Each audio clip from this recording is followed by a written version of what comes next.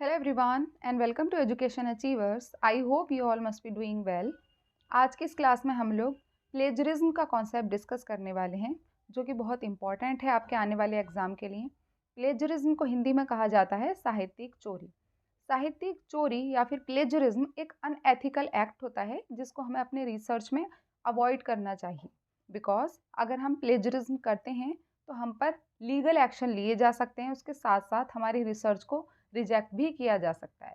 तो इस क्लास में हम लोग प्लेजरिज्म का मीनिंग और उसके टाइप्स, जितने भी टाइप्स हैं आज की इस एक ही क्लास में हम सारे टाइप्स को वन बाय वन बहुत ही इजी एक्सप्लेनेशन के साथ डिस्कस करेंगे। और आगे की अगर कोई भी क्लास आप लोग मिस नहीं करना चाहते हो, बिकॉज आगे हम क्वेश्चंस भी प्रैक्टिस करने वाले हैं बहुत सारी यूनिट से रिलेटेड, तो चैनल को ज़रूर सब्सक्राइब कर देना और साथ ही बेल आइकॉन भी ज़रूर प्रेस कर देना ताकि कोई नोटिफिकेशन किसी भी क्लास का आपका मिस ना हो।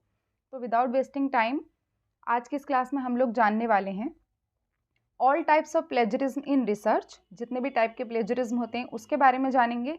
उसके बाद हम देखेंगे लेवल्स ऑफ प्लेजरिज्म, क्योंकि जून 2023 एग्जाम में काफ़ी सारी शिफ्ट में एक क्वेश्चन आपसे पूछा गया था प्लेजरिज्म के लेवल्स के ऊपर, तो वो हम देखेंगे।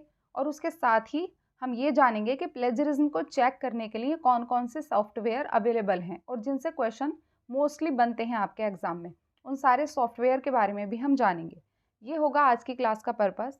अब सबसे पहले मैं आपको बताना चाहूँगी कि हमारे रिसर्च प्रोसेस में कुछ डूज होते हैं और कुछ होते हैं डोंट, जिनको हम कहते हैं एथिकल प्रिंसिपल्स इन रिसर्च, जिसकी हमने एक सेपरेट क्लास ली थी जिसमें हमने देखा था कि क्या एथिक्स होते हैं रिसर्च प्रोसेस के दौरान, जिसमें हमने डूज एंड डोंट की बात की थी।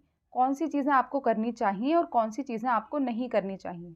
डोंट यानी जो चीज़ें आपको नहीं करनी चाहिए उसमें था सब्जेक्टिविटी, यानी कि आपको बायसनेस नहीं रखनी है अपने अंदर। सेकंड था हमारा प्लेजरिज्म, जिसको आज हम इस क्लास में डिस्कस करने वाले हैं इन डिटेल।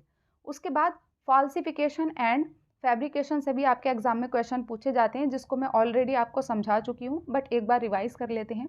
फॉल्सिफिकेशन क्या होता है? फॉल्सिफिकेशन का मतलब होता है कि आप अपनी रिसर्च के रिजल्ट को झुटलाने के लिए कोई भी काम अगर करते हो तो वो आपका क्या कहलाता है? वो आपका कहलाता है फॉल्सिफिकेशन। जैसे कि अगर आपका डेटा है वो कुछ बता रहा है लेकिन आप अपने अकॉर्डिंग अगर उसको मैनिपुलेट कर देते हो तो वो क्या होगा? आपका फॉल्सिफिकेशन। जैसे कि आपका डेटा था 10, उसको आपने मैनिपुलेट कर दिया 0 1, या फिर आपका डेटा था 0 9 और उसको आपने मैनिपुलेट करके कर दिया 90। किस लिए? ताकि आपकी रिसर्च का रिजल्ट आपके अकॉर्डिंग आ सके। तो डेटा को मैनिपुलेट करना या फिर रिसर्च के रिजल्ट को झुटलाने के लिए अगर आप डेटा को चेंज कर देते हो, वो होगा हमारा फैल्सिफिकेशन। उसके बाद आता है फैब्रिकेशन। फैब्रिकेशन का मतलब होता है कि जब आप खुद से डेटा बना लेते हो, जैसे कि आपको 100 सैंपल से अपना डेटा कलेक्ट करना था लेकिन आपको सिर्फ 90 मिले, तो आप क्या करते हो कि 10 जो डेटा हैं, जो 10 सैंपल हैं, वो खुद से बना लेते हो। तो ये क्या होता है? ये आपने गलती की और इसको हम क्या कहते हैं? फैब्रिकेशन। ठीक है, तो फॉल्सिफिकेशन और फैब्रिकेशन के बीच आपको डिफरेंस पता होना चाहिए। उसके बाद आता है डुप्लीकेट पब्लिकेशन। डुप्लीकेट पब्लिकेशन का क्या मतलब होता है? जब आप एक काम को 2 बार या दो से ज़्यादा जगह अगर पब्लिश करा देते हो एक ही काम को, तो वो होता है आपका डुप्लीकेट पब्लिकेशन, जो कि गलत है। अगला होता है misuse of funds. Misuse of funds का मतलब है कि आपकी रिसर्च के लिए जो फंड आपको मिला है उसका आप गलत यूज़ करते हो, अपने खुद के बेनिफिट के लिए यूज़ कर लेते हो। वो भी एक अनएथिकल एक्टिविटी है रिसर्च प्रोसेस में। लास्ट होता है हमारा मिसयूज़ ऑफ कॉन्फिडेंशियल इंफॉर्मेशन। किसी की इंफॉर्मेशन जिसको आपको कॉन्फिडेंशियल रखना था, उसको आप अगर मिसयूज़ करते हो तो वो भी क्या होता है? हमारे एक अनएथिकल एक्ट होता है हमारे रिसर्च प्रोसेस में। और इस डोंट में जो हमारा प्लेजरिज्म का कॉन्सेप्ट है उसको हम अब डिटेल में समझने वाले हैं। प्लेजरिज्म, जिसको हमने अभी जाना कि हिंदी में कहते हैं साहित्यिक चोरी। प्लेजरिज्म का मतलब होता है कि अगर आप किसी दूसरे व्यक्ति के वर्ड्स, उसके आइडियाज़, उसकी इन्फॉर्मेशन को यूज़ करते हो, जैसे कि ये चुरा रहे हैं आइडिया इनका, इन्हें बिना बताए, ठीक है, किसी को बताए बिना, क्रेडिट दिए बिना, उसका रेफरेंस दिए बिना, अगर आप उसका काम, उसके आइडियाज़, उसकी इन्फॉर्मेशन को यूज़ कर रहे हो अपना बताकर, तो वो क्या होता है? आपका plagiarism. One should be careful while using other persons work and should site it properly. अगर आप किसी दूसरे पर्सन का काम अपनी रिसर्च में अगर यूज़ भी कर रहे हो तो आप उसको प्रॉपरली साइट कीजिए, प्रॉपर रेफरेंस दीजिए, बताइए कि आपने किस किस का काम यूज़ किया है, तो वहाँ पर प्लेजरिज्म नहीं होगा। बट अगर आप ऐसा नहीं करते हो कि आप दूसरे का काम यूज़ करते हो बट उसको साइट नहीं करते हो, उसको रेफरेंस नहीं देते हो, क्रेडिट नहीं देते हो, तो वो आपकी एक अनएथिकल एक्टिविटी होगी जिसको हम कहेंगे प्लेजरिज्म, जिसकी वजह से आपको क्या किया जा सकता है, आप पर लीगल एक्शन भी लिया जा सकता है और रिसर्च को रिजेक्ट तक किया जा सकता है। But often it is seen that people use another person work while claiming it to be their own. लोग दूसरों का काम यूज़ कर लेते हैं और उसको बताते हैं अपना। जैसे कि अगर आप कोई बुक लिखते हो, वो बुक आपकी पर्सनल तब कहलाएगी, आपके खुद की बुक तब कहलाएगी जब आपका पूरा का पूरा कंटेंट सिर्फ आपका हो। लेकिन अगर आपने दूसरे लोगों का कंटेंट यूज़ किया है अपनी बुक के अंदर, तो आपको लास्ट में रेफरेंस देना होगा कि आपने किस किस का वर्क यूज़ किया अपनी बुक को रेडी करते हुए, अपनी बुक को तैयार करते हुए आपने कहाँ कहाँ से इंफॉर्मेशन गेन की, कहाँ कहाँ से आपने डेटा लिया। तो अगर आप प्रॉपरली साइट करते हो तो वो वहाँ पर आपका प्लेजरिज्म नहीं होगा, लेकिन आप क्रेडिट नहीं देते हो, जिन पर्सन का आपने वर्क यूज़ किया उसको क्रेडिट नहीं दे सकते, तो वो हो जाएगा आपका प्लेजरिज्म यानी साहित्यिक चोरी। ठीक है। अब जो प्लेजरिज्म के टाइप्स होते हैं वो बहुत सारे होते हैं। जैसे होता है direct plagiarism, source based plagiarism, accidental plagiarism, एक होता है कंप्लीट प्लेजरिज्म, एक होता है मोज़ैक प्लेजरिज्म, इंटेंशनल यानी कि जब आप जानबूझकर प्लेजरिज्म करते हो, paraphrasing plagiarism and auto plagiarism. ठीक है, इन सारे प्लेजरिज्म को अब हम वन बाय वन अच्छे से डिस्कस करेंगे। सबसे फर्स्ट देखेंगे कंप्लीट प्लेजरिज्म।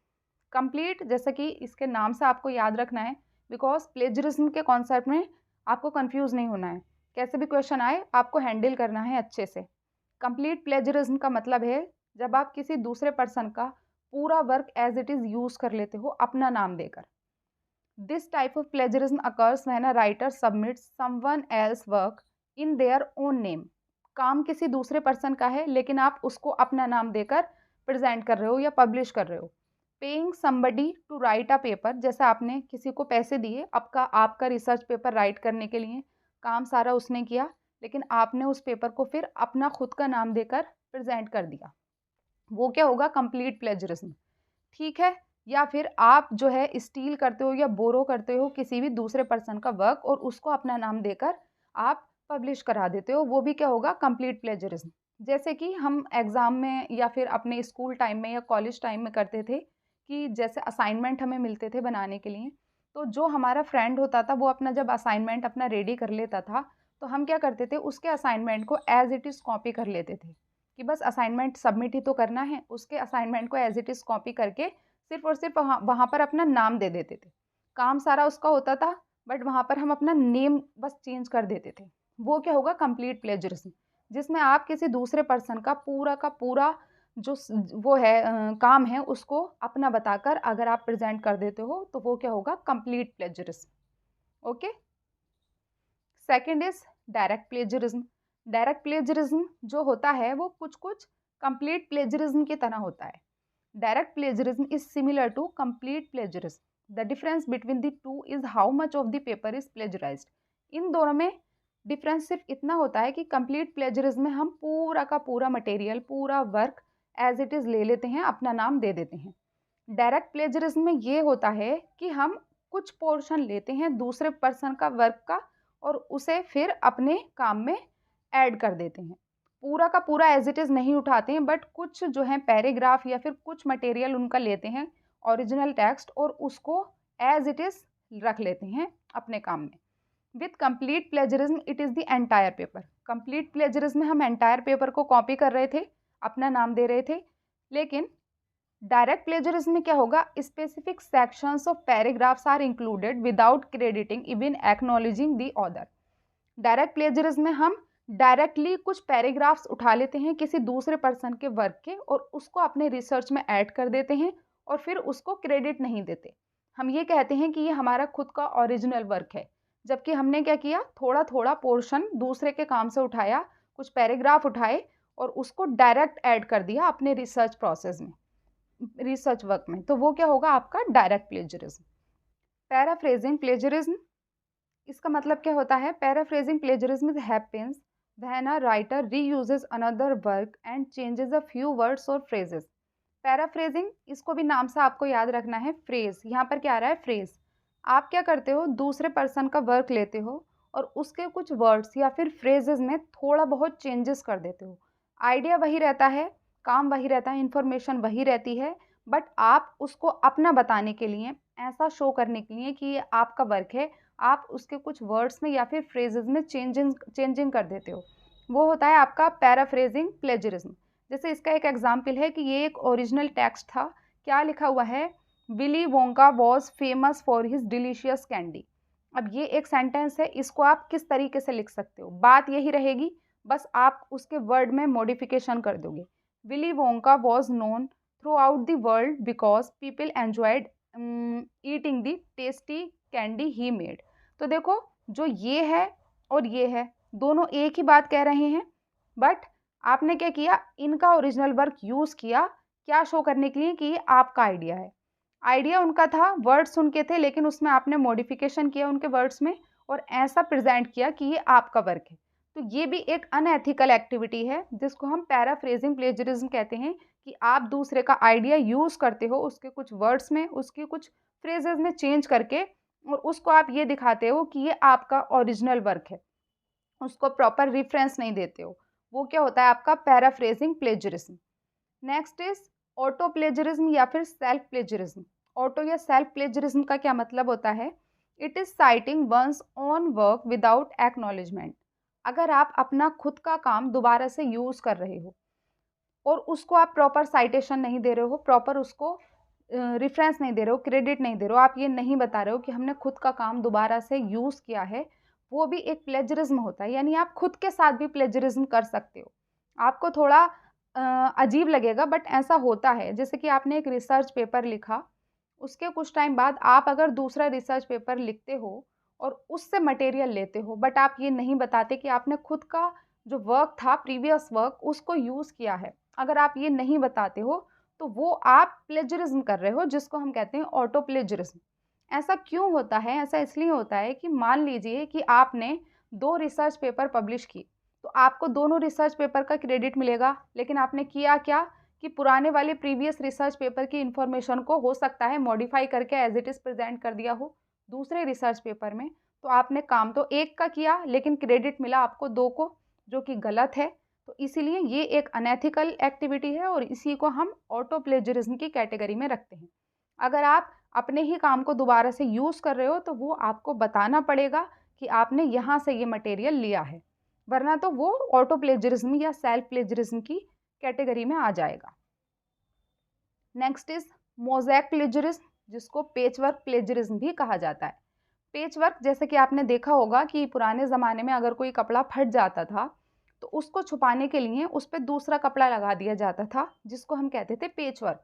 वो एज अ डिज़ाइन भी रहता था और वो दिखाई नहीं देता था जो फटा हुआ कपड़ा होता था। ऐसा ही होता है आपका पेचवर्क प्लेजरिज्म। इससे आप कनेक्ट करके याद रखना, इसमें क्या होता है कि आप किसी दूसरे पर्सन का ओरिजिनल आइडिया लेते हो, ठीक है, और उसके बाद उसे अपने रिसर्च प्रोसेस में छुपाने की कोशिश करते हो। कैसे? पेचवर्क या mosaic plagiarism occurs when a writer copies material from several writers. अलग अलग राइटर्स का आपने मटेरियल लिया, इतना किसी और का लिया, इतना पोर्शन किसी और का लिया, और अपना जो रिसर्च है उसमें आप क्या कर देते हो, आगे पीछे लगाकर रीअरेंज कर देते हो। जैसे यहाँ पर देखो इस एग्जाम्पल में कि ये किसी और पर्सन का वर्क है, आपने क्या लिया कि इस वाले पोर्शन को उठाया और इसको यहाँ पर एज इट इज़ रख दिया, लेकिन ये वाला जो है ये किसी और राइटर का या फिर किसी और ऑथर का वर्क है, इसको आपने इसके ऊपर रख दिया। नीचे आप किसी और पर्सन का, किसी और राइटर का लगा दोगे। यानी कि आप दूसरे राइटर्स का वर्क यूज़ करते हो, कॉपी करते हो दूसरों के मटेरियल को, और उसको अपने रिसर्च वर्क में रीअरेंज करके छुपाने की कोशिश करते हो, यानी पेच वर्क करने की कोशिश करते हो।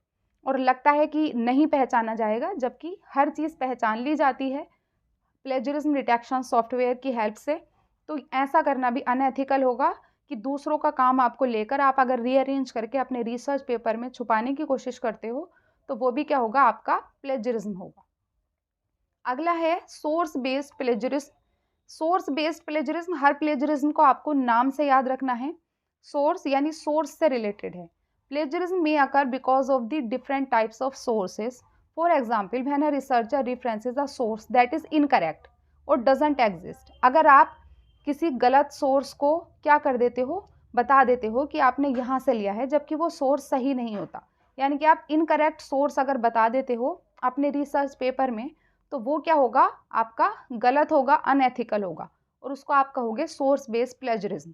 जैसे आपने अपने रिसर्च प्रोसेस के टाइम पर आपने बुक पढ़ी एक्स वाई जेड एंड 1 2 3, ये बुक्स पढ़ी आपने, लेकिन आपने साइटेशन क्या दिया, आपने सोर्स क्या बताया, आपने सोर्स बताया ए बी सी, जो कि गलत है, क्योंकि आपने तो ये बुक्स पढ़ी थी तो आपको इनको बताना था, लेकिन आपने बता दिया ए बी सी।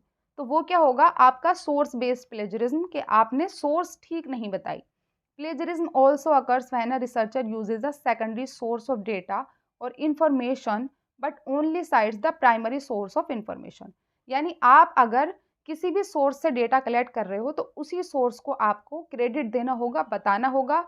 अगर आप गलत सोर्स बताते हो अपने रिसर्च में तो वो आपका सोर्स बेस्ड प्लेजरिज्म की कैटेगरी में आ जाएगा।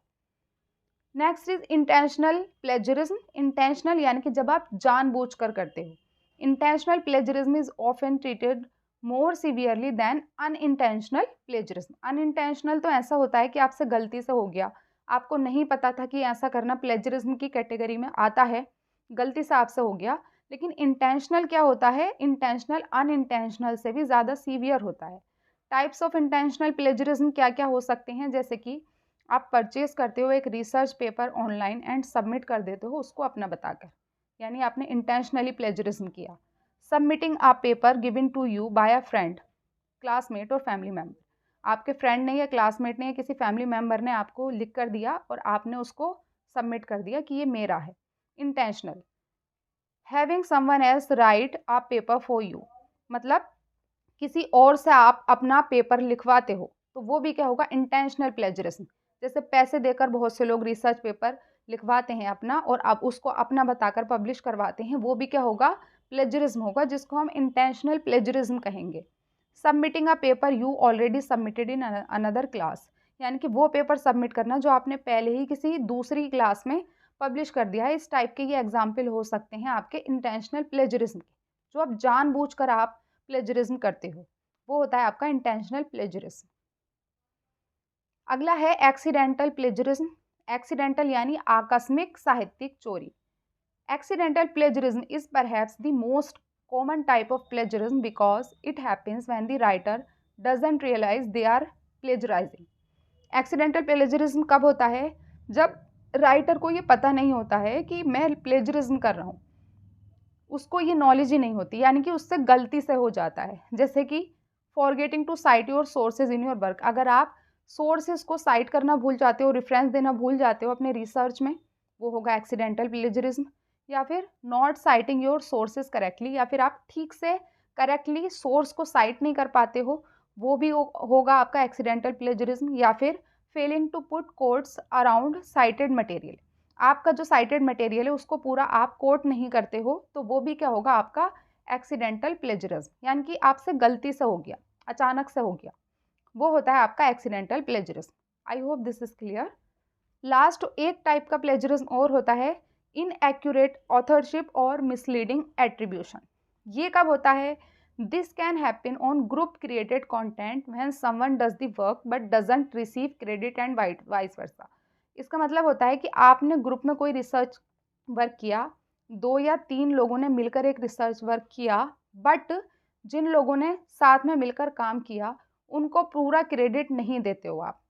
3 लोगों ने काम किया लेकिन क्रेडिट आपने सिर्फ एक को दे दिया, तो वो क्या होगा, इनएक्यूरेट ऑथरशिप, यानी आपने ठीक से एट्रीब्यूशन नहीं दिया, सही से नहीं बताया कि कितने लोग इसमें प्रेजेंट थे इस रिसर्च प्रोसेस के दौरान, वो होता है इनएक्यूरेट ऑथरशिप। ठीक है, जब पूरी तरीके से श्रेय नहीं देते हो आप सारे मेंबर्स को। अब हम देखते हैं लेवल्स ऑफ प्लेजरिज्म। इससे बहुत बार क्वेश्चन पूछा जा रहा है, दिसंबर वाले एग्जाम में भी आपसे पूछा जा सकता है, तो आपको पता होना चाहिए। हमने ये समझा भी था आपसे पहले वाली क्लासेस में क्वेश्चंस को प्रैक्टिस करते time. Level 0 plagiarism, level 1, level 2 and level 3, 4 types के प्लेजरिज्म होते हैं।